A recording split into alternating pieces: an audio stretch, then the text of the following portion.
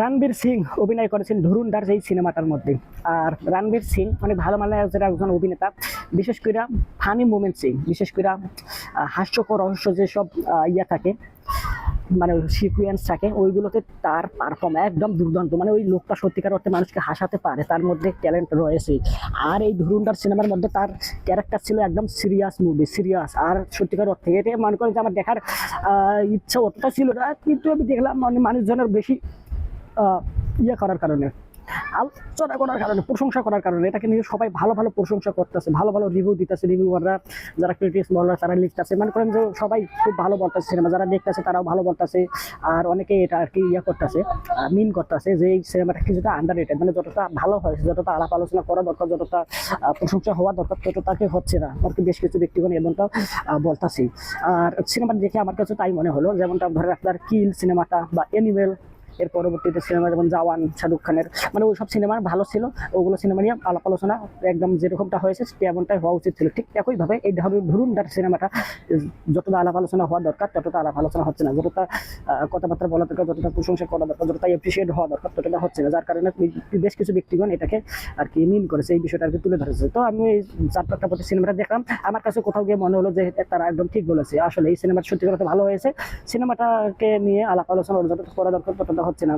তো ওভারঅল দুর্দান্ত ছিল সিনেমাটার কালারগ্রাফিং, সিনেমাটোগ্রাফার, ক্যামেরা অ্যাঙ্গেল, মানে ওভারঅল দুর্দান্ত। আর এখানে অভিনয়ের কথা যদি বলি, ভাই রণবীর সিং এখানে, ওনাকে আমরা দেখেছি বাস্তব জীবনে সেই কিছুটা কমেডি, আমার একটু মনে করে হাস্য রহস্য লাগে। মনে করেন যে কিরকম পোশাক আশাক করে, কিরকম ভাবে কথাবার্তা বলে, কিরকম ভাবে মনে করেন তার একদম অন্যরকম একটা ফিল পাওয়া যায় তাকে দেখে।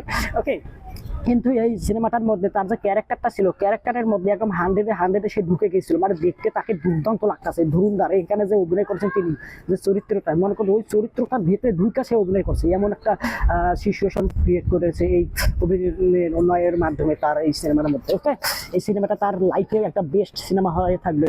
আর কামব্যাক অলরেডি তার এই সিনেমার মধ্যে হয়ে গেছে। 3 দিনের সিনেমা 100 কোটিরও বেশি ওয়ার্ল্ড ওয়াইড কামিয়েছে, মানে বক্স অফিস কালেকশন তুলে এনেছে 100 কোটিরও উপরে 3 দিনে। ওকে, যা আর কি অনেক ভালো কামব্যাক হয়ে গেছে অলরেডি রণবীর সিং এর। এর পরবর্তী আরো ভালো ভালো সিনেমা আসবে, অবশ্যই আমরা দেখবো। এই সিনেমাটা যদি আমি বলি, এখানে আবার অভিনেতা অভিনয় করেছেন এখানে অক্ষয় খান্না। অক্ষয় খান্না ভালো মানের অভিনয়। এর আগে আমরা দেখছিলাম সাবা সিনেমায় দেখছিলাম, যেখানে ভিকি কৌশল, রাশমিকা মান্দানার যে ছিল, ওই সিনেমার মধ্যে তিনি ভিলেন চরিত্রে অভিনয় করেছিলেন। এখানেও ভিলেন চরিত্রে অভিনয় করেছেন, কিন্তু ওখান থেকে এখানে তাকে ডিফারেন্ট ভাবে প্রেজেন্ট করা হয়েছে। ওখানে ছিল রাজার মুসলিম রাজার চরিত্রে অভিনয় করেছেন। ঠিক এখানেও মুসলিম পাকিস্তানি একজন লিডার হিসেবে অভিনয় করেছেন, তবে এখানে তার দুর্দান্ত অভিনয়। আর এখানে একটা গান, মানে তার একটা এন্ট্রি সিকোয়েন্স খুব বেশি ভাইরাল হচ্ছে, মানে আলাপ আলোচনা, মানে বেশি বেশি করে আর কি দেখা যাচ্ছে রিলসে, শর্টসের মধ্যে। ওকে, মানুষজন এটাকে আর কি করতেছে, প্রচার করতেছে। যেমনটা ছিল অ্যানিমেল সিনেমা ইয়ার মধ্যে ববি দেওয়াল যেভাবে এন্ট্রি নিয়েছিল একটা গানের মধ্যে, ওই জামাল জামাল জামাল জামাল জামাল কি জামাল জামাল করতেছে, জামাল জামাল কুদু না কিনে কি যেন একটা গান ছিল, এরকম মানে গ্লাস মদের গ্লাস মাথার মধ্যে উঠে এরকম ড্যান্স দিত, ওই জামাল জামাল মানে এইরকম গানটা যে ঠিক ওইখানে যেভাবে প্রচারণা হয়েছে, যতটা আলাপ আলোচনা হয়েছিল ওই সিকুয়েন্সটা বা এই ক্লিপটাকে নিয়ে, ঠিক একইভাবে বর্তমানে অক্ষয় খান্নার এই ধুরুন্ধার সিনেমার এন্ট্রি হয়, যে মিউজিকটা যে বাজে, এটাও একই পরিমাণে আলাপ আলোচনা চলতেছে। ওকে, আর অক্ষয় খান্না খুব ভালো অভিনেতা, ভালো অভিনয়ও করেছেন এখানে। তবে কেন জানি আমার কাছে সঞ্জয় দত্তকে একটুখানি মানে সন্তুষ্ট না তার অভিনয়টা দেখে, মানে তাকে কোথাও মানে করে যেভাবে তাকে এন্ট্রি হচ্ছে, যেভাবে সে হাঁটা চলে, মানে যেভাবে ডায়লগ দিচ্ছে, বাস্তবে তার অতটা আর কি এফোর্ট পড়ে না, মানে বাস্তবে তাকে অতটা এক্সিকিউট করা হয়নি, বা তার বাস্তবে তাকে ততটা ভাবে তুলে ধরতে পারেনি। তার যে ওরাটা, তার যে মানে যেরকম ভাবে সে আসতেছে, অতটা মানে আর কি সে আর কি সন্তুষ্ট করতে পারেনি আর কি, এমনটাই আর কি আমার কাছে মনে হয়েছে।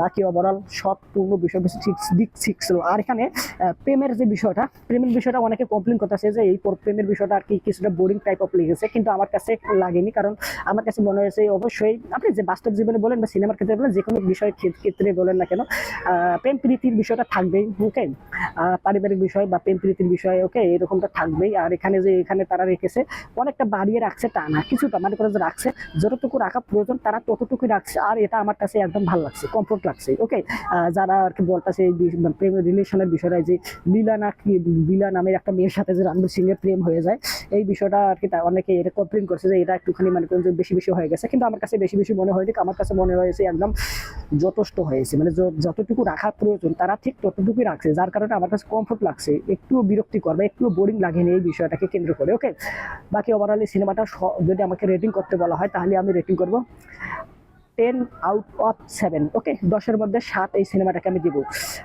আর দেখি এই সিনেমার পার্ট খুব দ্রুত আসবে, এখানে মনে করেন যে এই সামনে সামনে বছরের খুব দ্রুত জুন কি মার্চ মাসের একটা অ্যানাউন্সমেন্টটা দিয়েছিলাম, আমি ভালোভাবে লক্ষ্য করিনি, মানে পার্ট 2 খুব দ্রুত, মানে কোন যে অতি দ্রুত আসবে। ওকে, আর তারা ঘোষণা দিয়েছে, তো দেখার পার্ট 2 এখন হয় কেমন। পার্ট 1 তো একদম দুর্দান্ত ছিল। ওভারঅল আপনারা যারা দেখেছেন তারা অবশ্যই কমেন্ট করে জানাবেন আপনাদের কেমন লাগছে, কমেন্ট করে অবশ্যই আমি কমেন্টে লিখবো যে আপনি কি মতামত শেয়ার করলেন। আর লাইক দেন এই ভিডিওটা, চ্যানেলটা ইউটিউবে দেখলে চ্যানেলটা সাবস্ক্রাইব করলেন, ফেসবুক বা অন্যান্য প্ল্যাটফর্মে দেখলে ফলো করলেন। Thanks very good and by.